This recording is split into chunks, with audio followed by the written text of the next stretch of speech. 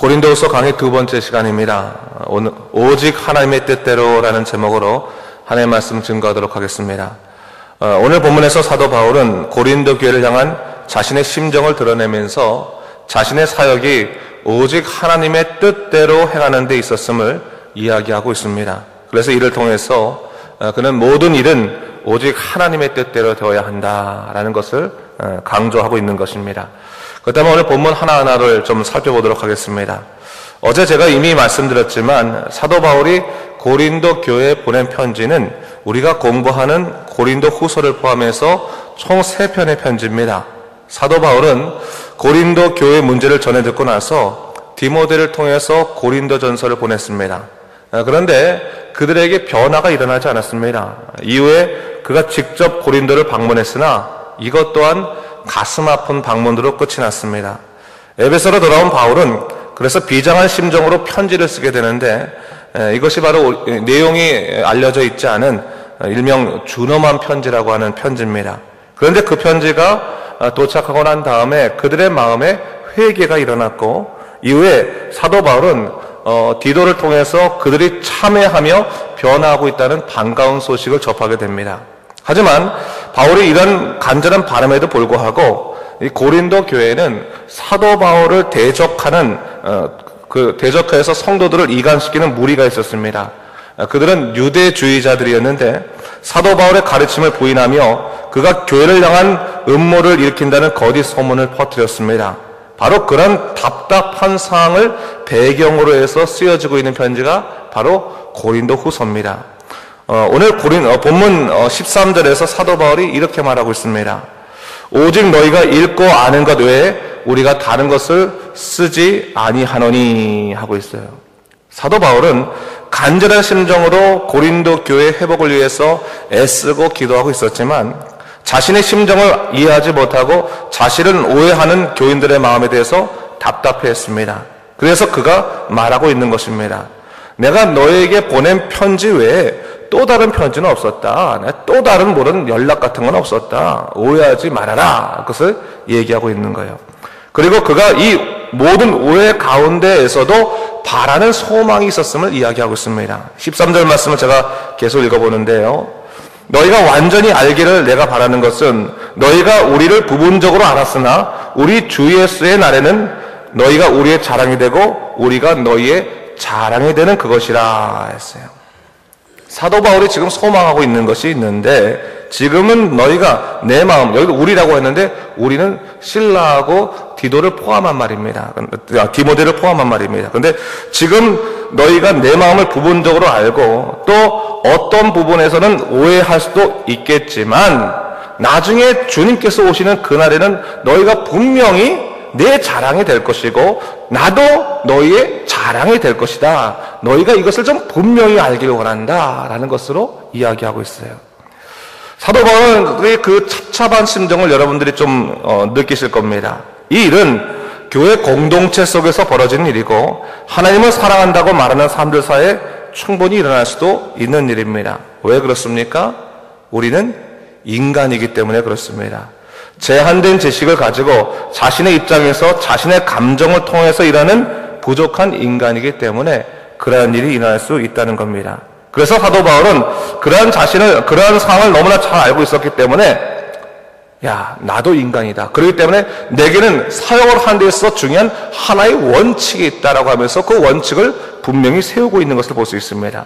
그 원칙이 12절 말씀에서 엿보여지는데 우리 다 같이 12절 말씀 한번 읽어보도록 하겠습니다. 12절입니다. 시작. 우리가 세상에서 특별히 너희에 대하여 하나님의 거룩함과 진실함으로 행하되 육체의 지혜로 하지 아니하고 하나님의 은혜로 행함은 우리 양심이 증언하는 바니 이것이 우리의 자랑이라 했어요. 우선적으로 사도 바울은 나는 일하되 하나님의 거룩함과 진실함으로 행했다. 그렇게 일한다 라고 얘기하고 있어요. 그리고 육체의 지혜로 일하지 않고 하나님의 은혜로 행한다. 그렇게 일한다 라고 이야기하고 있습니다. 이 말은 오늘날에도 여전히 유효한 사역의 원칙입니다. 하나님의 거룩함과 진실함으로 행했다는 말은 하나님께 대하여 솔직하고 진실하게 행동했다라고 하는 말입니다. 이 말은 사역을 할 때 우리가 누구의 눈을 인식해야 하는가라는 것을 우선적으로 얘기하고 있는 것입니다. 오늘날 우리가 하나님의 일을 할 때 정말로 하나님의 눈을 우선적으로 인식하고 있습니까? 아니면 사람의 눈을 인식하고 있습니까?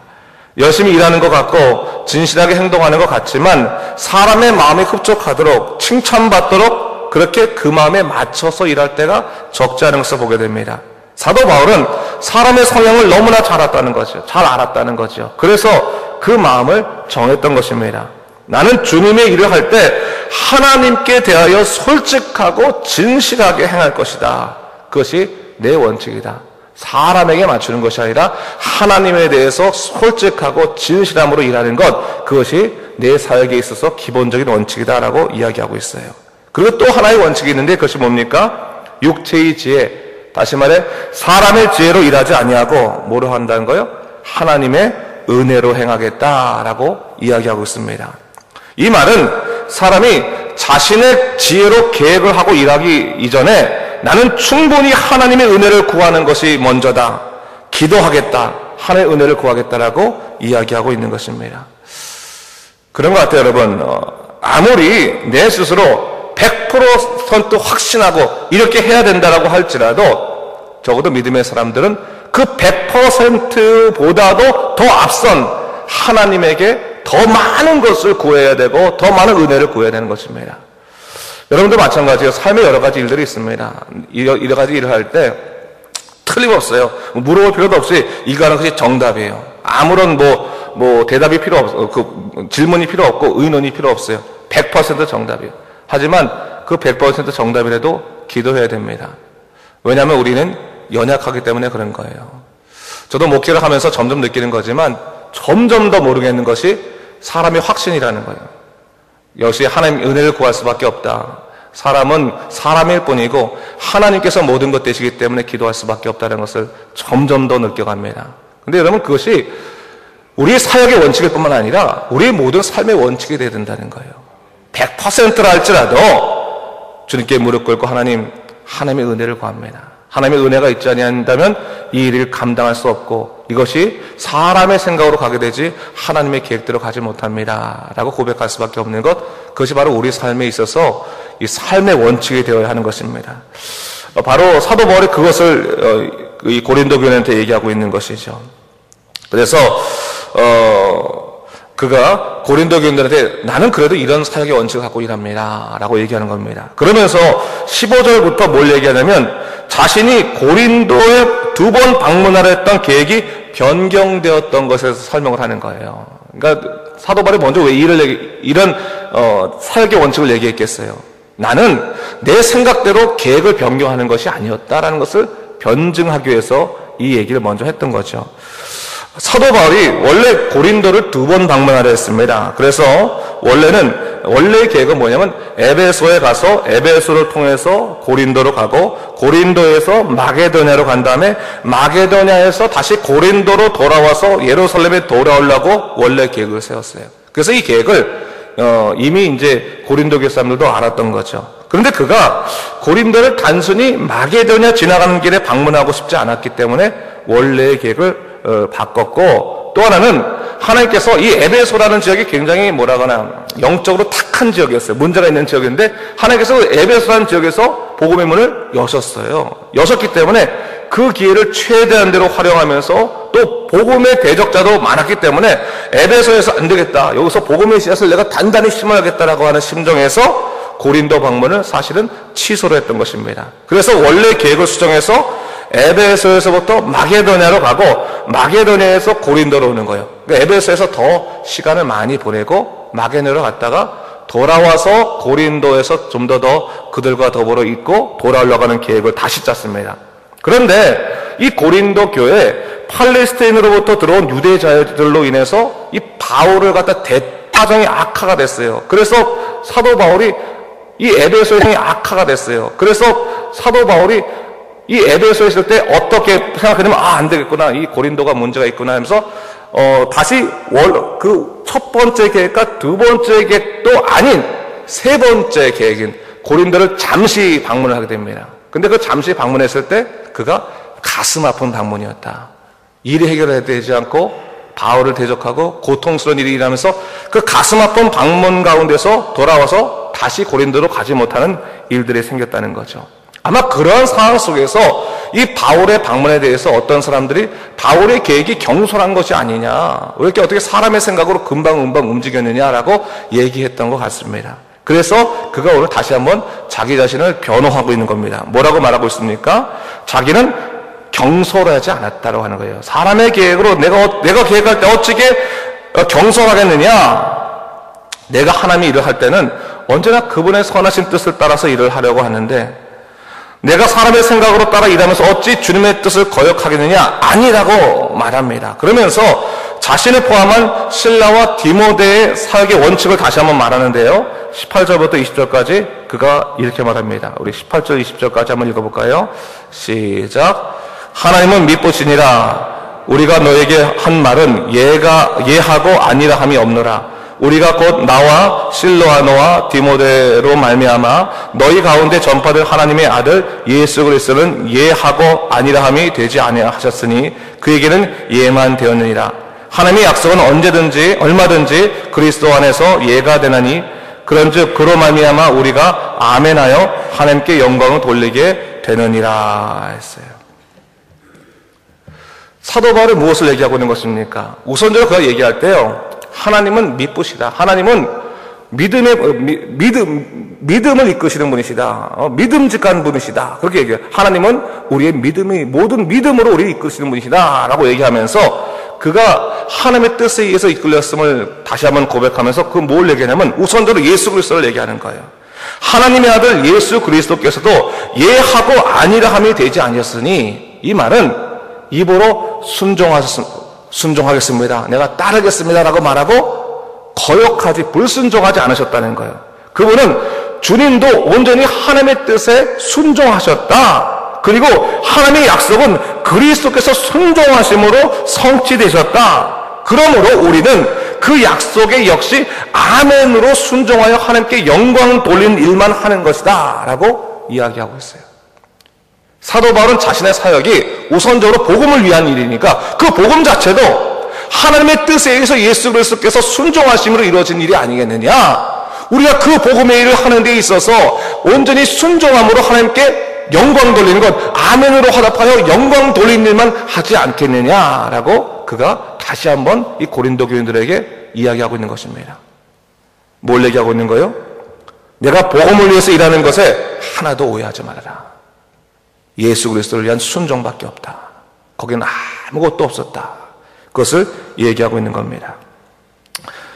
여러분, 오늘날 우리가 일할 때 언제나 하나님의 뜻을 따라 일해야 되죠. 자신의 지식과 경험이 결코 정답이 될 수 없습니다. 예수의 사람은 하나님의 뜻대로 살아야 되는 것이고 그 길을 가기 위해서는 그분의 뜻에 순종해만 하는 것입니다. 사도 바울은 하나님의 뜻대로 일하는 그런 신실한 종이었습니다. 그러면서 이제 사도 바울은 고린도 교회 사람들에게 자신과 사역자들에 대한 변호를 다시 한번 하고 있는 것을 볼 수 있습니다. 이게 오늘 21절과 22절 말씀인데 이 말씀 한번 같이 읽어보겠습니다.